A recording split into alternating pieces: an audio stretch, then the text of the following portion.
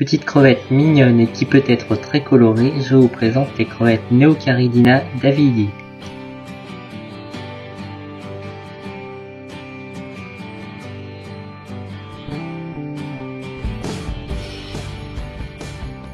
Elle est originaire du sud-est asiatique et plus particulièrement de Chine, de Taïwan et de Corée.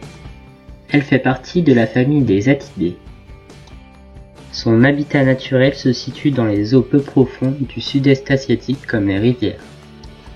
Toutes les crevettes Neocaridina davidi sont issues d'une seule et même variété que l'on peut retrouver à l'état sauvage et qui est plutôt peu colorée. Après des sélections par l'homme au fil des années, on retrouve maintenant des centaines de couleurs et de variétés. Du vert, du jaune, du rouge, du orange, il y en a de toutes les couleurs. Si vous souhaitez débuter avec ces crevettes, je vous recommande un bac d'eau minimum 10 litres avec au moins 10 individus. Les crevettes préfèrent un bac avec de vraies plantes et apprécieront plus particulièrement la mousse de Java ou la boule en trinitrate Cladophora. Attention au type de sol que vous choisissez car ces crevettes passent la majorité de leur temps à fouiller le sol. Privilégiez donc un sol poli spécialement pour crevettes. Attention également au type de filtre car les crevettes n'aiment pas trop le courant et les juvéniles pourraient se faire aspirer par celui-ci. Préférez donc un filtre à exhausteur ou mettez simplement un bout de collant sur votre filtre. Les crevettes sont très sensibles aux polluants et aux métaux lourds. Faites donc attention de ne pas avoir trop de fer, de cuivre et n'introduisez pas de polluants comme les engrais dans votre aquarium. Voici les paramètres que vous devez respecter si vous souhaitez maintenir des Neocaridina davidi. Comme je vous l'ai dit, un volume minimum de 10 litres sera nécessaire, une température comprise entre 15 et 25 degrés Celsius, un pH d'environ 7, un GH entre 5 et 11 degrés GH, un KH entre 1 et 7 degrés KH, des nitrites inférieurs à 0,25 mg par litre et des nitrates inférieurs à 25 mg par litre.